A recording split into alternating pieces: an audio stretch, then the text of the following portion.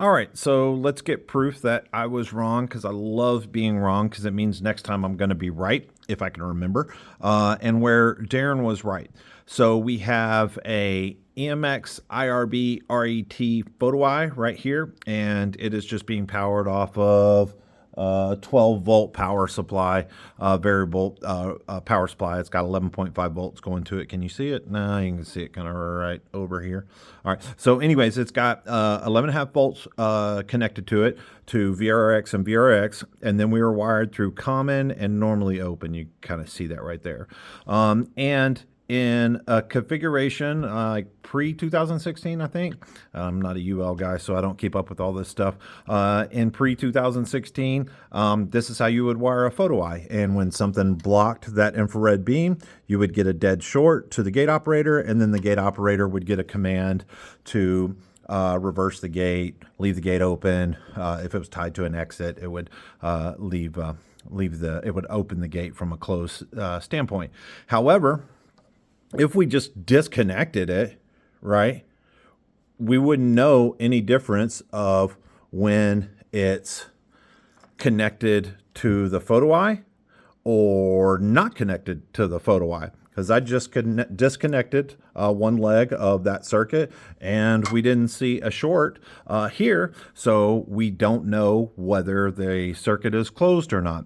A benefit of it and being in a normally open circuit, and that is when it's energized, if you lose power, it would give a command to do it. But let's say that we lost power. Is it possible that we would also, let's say from it being damaged, is it also possible that we would damage one of these wires as well too, so it would never see that closed circuit?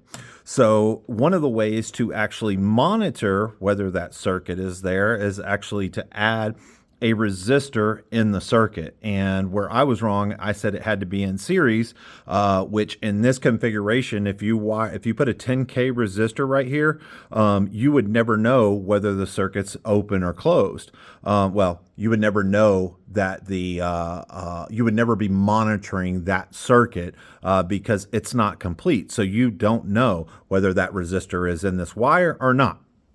However, what Darren was saying is it would need to be in parallel. And what we're going to do is we're going to take this little jumper wire and actually put a 10K resistor in parallel, because this photo eye actually has the ability to just put this jumper on and add that 10K resistor. So now when the photo eye is blocked, it goes dead short. Perfect. And then when it's open, it shows 10K. Now, if you had voltage running through that, what would happen is it would your gate operator will put out like 5 volts, and you guys can do the math in Ohm's law, and it would see like a couple hundred millivolts, but it would see voltage. So it would know whether it's open, meaning the wire is damaged, or whether it's blocked, meaning that there's a dead short. So at any point in time, it would actually see that there is a connection there or no connection, because it has that resistance built into it, and that resistance is closing this circuit, right? It's actually closing the circuit and still leaking a little bit of voltage back to the gate operator. So when the reflector's blocked, it sends a dead short. When it loses power, it sends a dead short. And when the wire is disconnected, it knows that there is now, as opposed to a little bit of voltage, it sees all the, or it actually sees no voltage whatsoever, or it sees all the voltage, one of the two. Can't think of it. My brain's fried. It's a Friday night.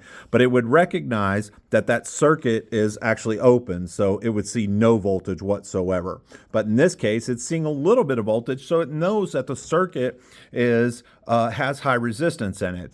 And in this case, we're taking advantage of it, but in a fault, that's one of the things, one of the three things that we're actually looking for in a faulted circuit.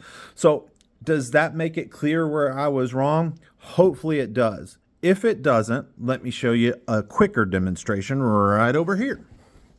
All right, so I have a 10 ohm resistor, and this is something that we actually use in class. And you would think that if I'm teaching this stuff, I would know, but I have brain farts just like everybody else, sometimes more often than everybody else. So I've got let's get this back.